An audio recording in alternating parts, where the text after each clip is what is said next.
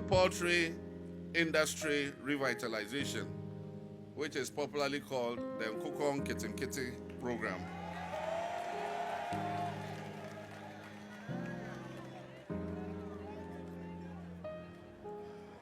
And I know that the Poultry Farmers Association are very strongly represented here. I've seen my friend Boris B and his members clapping when I said Nkokɔ Nketenkete.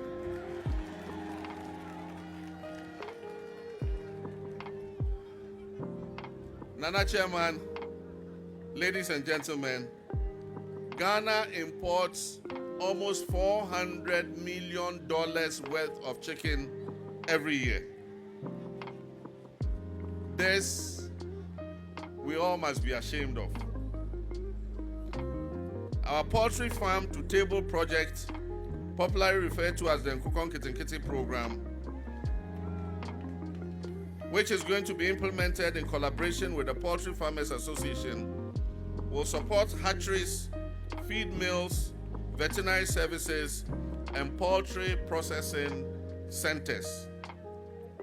This year, we're going to register 50 anchor farmers who will be supported to produce 4 million birds, which will be equivalent to 10,000 metric tons of chicken. Additionally, a supplementary program would involve the registration of 55,000 households across this country.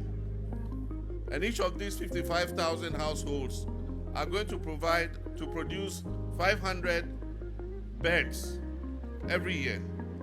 We believe that this will rear over 1 million birds and thereby improve the incomes of women and their nutrition of their children.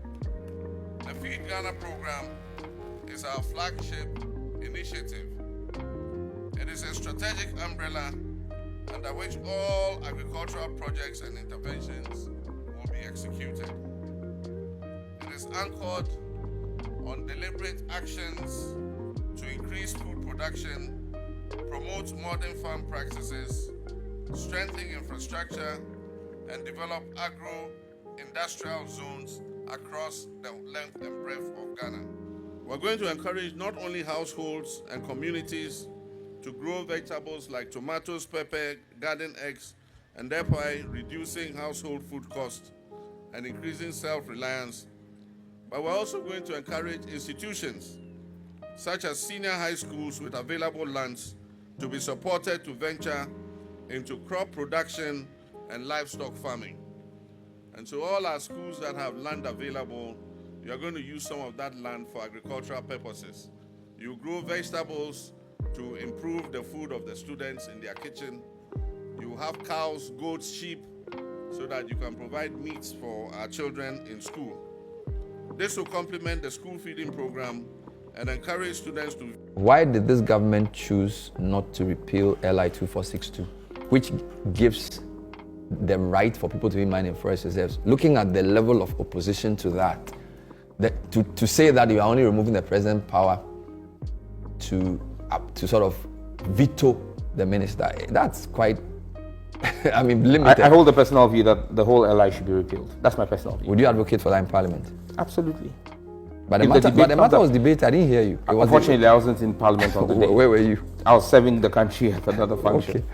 Well, sometimes you need to put it on record. So let me hear you clear. You're saying that your personal view is that LI 2462 should go in its entirety. It should go in its entirety. It should be repealed in its entirety. Because Look, I still hold the personal view that galamsey is a crime against humanity. Wonderful. And irrespective of which political party is in government, whether it is the NDC or the NPP, and irrespective of who it is that's engaged in galamsey, it is illegal and must be dealt with holistically. Okay.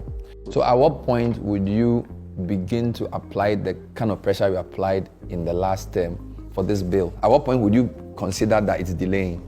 Well, like I said, it's been about 4 weeks since we submitted the bill. Okay. And like I said, I walked about almost 23 months the first time before we began to see the movement on the floor of the House. And so at least let's give ourselves... But since the work has already been done, it should move faster. I'm hopeful. But like I said, the committees were changed. We only had our committee leadership determined about 2 weeks ago. So committees are now actually being set up in Parliament.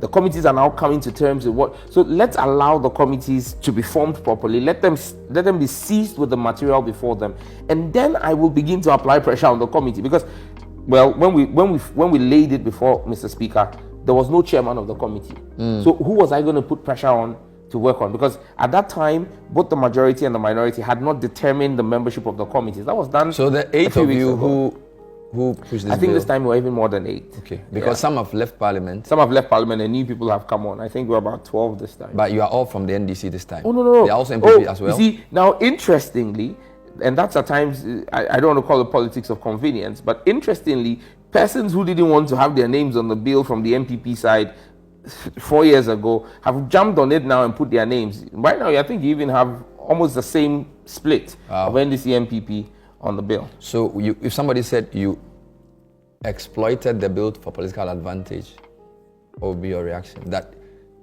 I don't doubt that you believe in the content of the bill, but you also saw a political advantage to be gained in painting the opposition, the government at the time, as not being in favor of Ghanaian family values, which is why you pushed it to the limit that you pushed it. Well, that would be unfair. My actions speak to the contrary.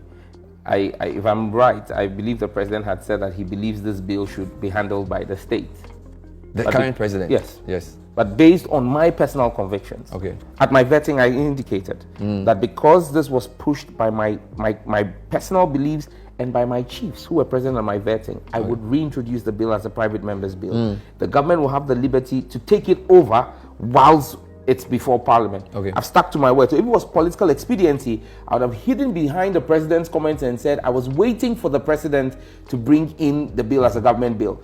I have stuck to my guns, stuck to my principles again and my morals, and shown that I'm a man of my words. So if it delays probably 2027, you will do a demo like you did in 2024. If I need to do a demo against the Chief Justice, if it goes to court, because don't forget, the demo I did was against the Chief Justice, wasn't against Parliament. The delay. In delay. Yes, yeah. I see. A man must have conviction. A man must stand by what he believes in. And I think that when people see the Appointments Committee or the Vetting Committee as a platform to settle scores or to basically exact vengeance, it's unfortunate. I thought that Afenyo could have asked, or any other person could have asked, the same number of questions if they were related to the sector.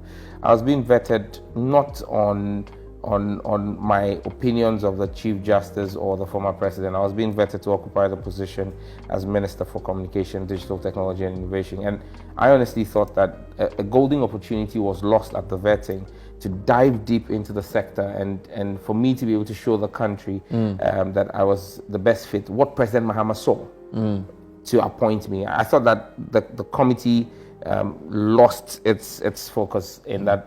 Could it be that because you were ranking member for 8 years, they know what you can do in telco, so that was in their interest? And number two, because the kind of policies you did, you shot many things. You spoke about galamsey, you spoke about LGBTQ, you spoke about the CJ, National Cathedral. So in a sense, you were not just focused on your sector. So it's fair game. Well, that's why I didn't take offense to it, and I said I took it in my stride. I was prepared for it. I knew what to expect. I knew that I was one of the people who the minority was going to try to make a case with.